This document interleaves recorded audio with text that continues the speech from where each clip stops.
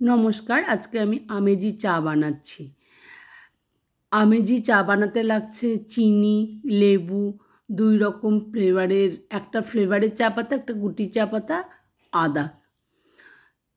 2 cup জলে চায়ের জন্য 3 কাপ জল, তার সঙ্গে আদা থেঁতা, তারপরে লেমন জুস, আর আন্দাজ মতো বলতে 2 কাপ চায়ের জন্য 2 চামচ, ছোটো 2 চামচের 2 চামচ লেমন জুস, ছোটো 2 চামচ চিনি, ছোটো 2 চামচ গুটি চা পাতা, ছোটো 2 চামচ ফ্লেভারের চা পাতা, আর আদা থেঁতা করা 1 চামচ। এই সম্পূর্ণটা দিয়ে আমাকে চাটাকে বসিয়ে দিতে হবে। চাটা ততক্ষণ ধরেই ফুটবে যতক্ষণ 3 কাপ জল 2 কাপে পরিণত হচ্ছে। 2 কাপে পরিণত হলে, যখন পরিণত হবে তখন আস্তে আস্তে চায়ের রঙটা যখন ফোটা শুরু করবে তখন আস্তে আস্তে চাটা ফুটতে, মানে কালারটাকে চেঞ্জ হতে থাকবে। মানে লিকার চায়ের যেরকম একটু কালচে কালচে ভাব থাকে, ওটা কালচে কালচে ভাব হবে না, ওটা আরও একটু লালচে লালচে ভাবটা আসবে এবং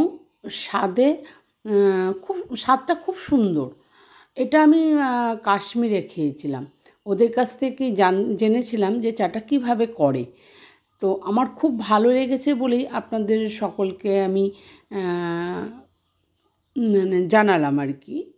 হয়তো অনেকেই এই চা খেয়ে থাকবেন বা খেয়েছেন, আর যারা খাননি অবশ্যই এটা করে খাবেন। আদা থাকার জন্য থাইরয়েডের উপকার হবে, আর লেমন জুসের জন্য আমাদের ভিটামিন সি এর উপকৃত হব। তো আশা করি এই চাটা খেয়ে সবার খুব ভালো লাগবে। তো অবশ্যই চাটা খেয়ে কেমন লাগছে আমাকে কমেন্ট করে সকলেই জানাবেন। আমার তো খুব ভালো লেগেছে। হ্যাঁ, আস্তে আস্তে দেখবেন চায়ের রঙটা চেঞ্জ হয়ে যাবে এবং সত্যি আমি একটা আলাদা যেন আমেজ পাওয়া যায়।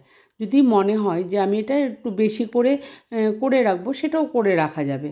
বেশি করে ফ্লাস্কে রাখলে আমি বারবার করে আমার প্রয়োজন মতন সময়ে আমি করে খেতেও পারবো, মানে ঢেলে খেতেও পারবো। তাতে আমার একটা আলাদা এনার্জি আসবে। আমরা মানে কাশ্মীরে গিয়ে খুব ঘুরেছিলাম।